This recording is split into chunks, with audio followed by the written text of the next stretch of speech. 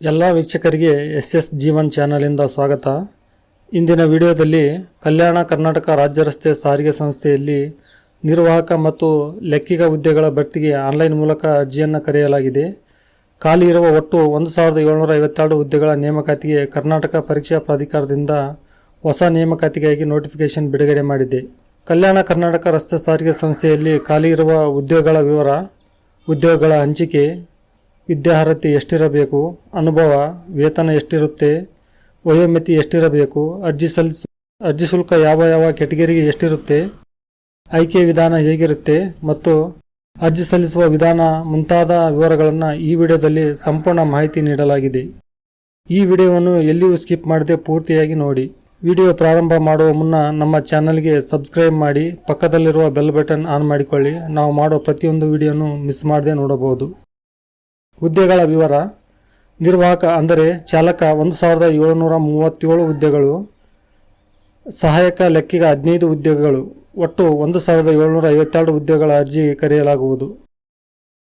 ವಿದ್ಯಾರ್ಹತೆ ಎಷ್ಟಿರಬೇಕು?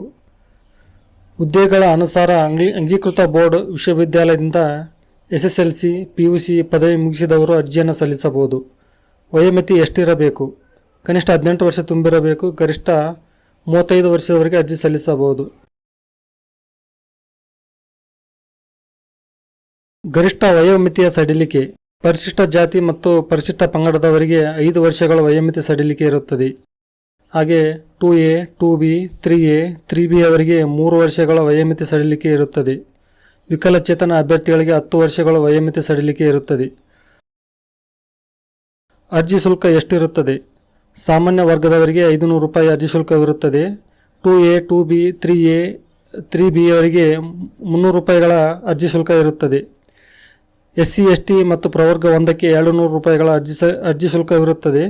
ವಿಕಲಚೇತನ ಮಾಜಿ ಸೈನಿಕರಿಗೆ 100 ರೂಪಾಯಿ ಅರ್ಜಿ ಶುಲ್ಕ ಇರುತ್ತದೆ. ವೇತನ ಎಷ್ಟಿರುತ್ತದೆ? ಕರ್ನಾಟಕ ಸರ್ಕಾರ ನಿಯಮದ ಪ್ರಕಾರ ಹುದ್ದೆಗಳ ಅನುಸಾರ ಮೂಲ ವೇತನ ನಿಗದಿಪಡಿಸಲಾಗಿದೆ. ಅದರ ಜೊತೆಗೆ ತುಟಿ ಭತ್ಯೆ, ಮನೆ ಬಾಡಿಗೆ ಭತ್ಯೆ ಸೇರಿದಂತೆ ವಿವಿಧ ಸೌಲಭ್ಯಗಳ ನಿಯಮಾನುಸಾರವಾಗಿ ದೊರೆಯುತ್ತದೆ. ಆಯ್ಕೆ ವಿಧಾನ ಹೇಗಿರುತ್ತದೆ?